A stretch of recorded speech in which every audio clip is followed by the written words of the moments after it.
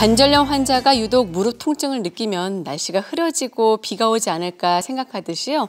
알레르기 비염 증상이 심해지면 봄이 오고 있구나를 생각하게 된다고 합니다. 오늘 헬스토픽에서는요. 환절기에 더욱더 심해지는 알레르기 비염에 대해서 자세히 알아보겠습니다.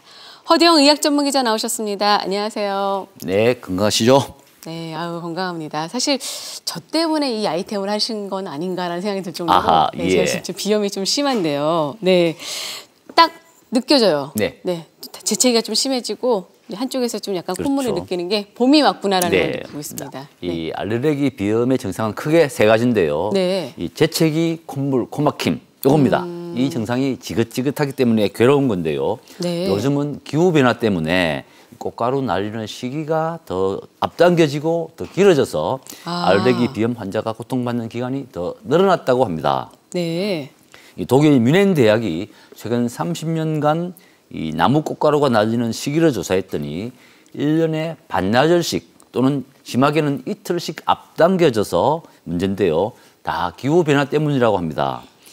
또 새로운 종의 꽃가루도 많이 늘어났다고 하는데 이 미국 유타 대학 연구 결과도 비슷합니다.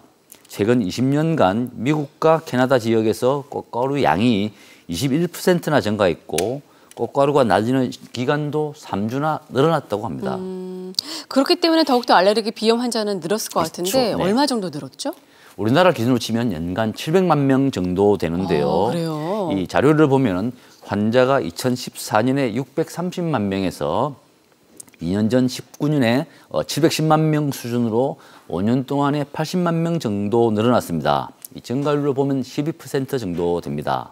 이 나이로 보면은 10살 미만의 어린이 환자가 대부분인데 남녀 비중으로 보면 남성보다는 여성이 좀 많은 편입니다. 네. 이 알레르기 비염의 원인을 밖에서 찾는다면은 주로 꽃가루, 미세먼지 이런 걸 드는데요.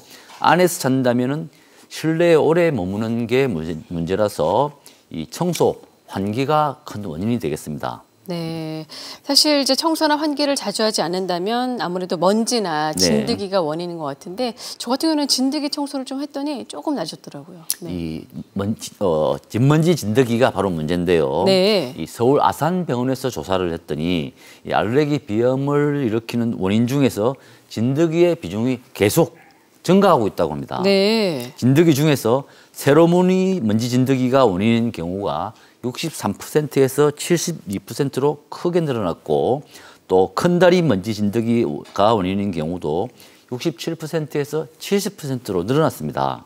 또 진드기 말고도 바퀴벌레나 누룩곰팡이 같은 실내에서 발생하는 원인의 환자 비중이 3배 정도 늘어났습니다. 아무래도 실내에서 보내는 시간이 늘어났기 때문에 진드기가 점점 좀 원인이 많아지는 겁니다. 아, 그렇군요. 근데 비염을 일으키는 직접적인 원인이 뭐죠, 그러면요? 그러니까 진드기 그 자체라기보다는요. 네.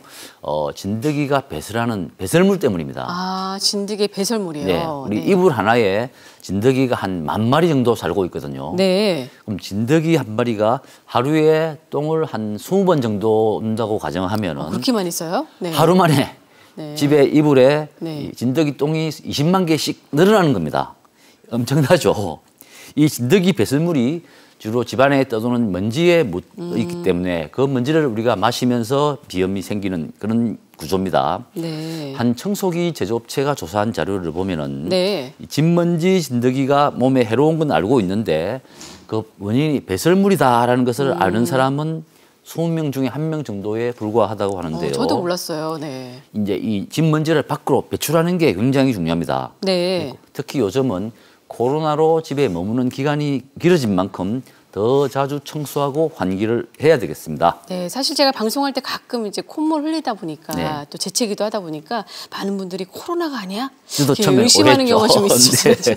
약간 늘 찔렸거든요. 네. 이 코로나와 이 알레르기 비염의 차이는 크게 세 가지로 보실 수가 있는데요. 첫째, 열이 나는가 하는 겁니다. 네. 이 코로나는 38.5도 이상으로 고열이 나는 반면에 이 알레르기 비염은 열이 거의 없는 편입니다.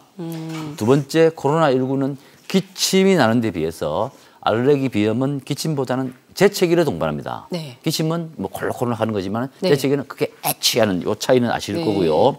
마지막으로 알레르기 비염은 자주 콧물이 나고 코가 막히는데 이 코로나19는 콧물이 그렇게 심하지는 않다는 것이고 오히려 코로나19는 후각이나 미각이 좀 마비되는 그런 증상이 특징이라는 것도 알아두시면 도움이 되겠습니다. 네, 청소와 또 환기를 좀 자주 해주시고요. 실내 온도는 한 20도 그리고 습도 같은 경우는 50% 정도 유지하시는 게 알레르기 비염에는 좋다고 하니까 이 점 참고하시길 바라겠습니다. 네, 오늘 도움 말씀 감사합니다. 네, 건강하세요.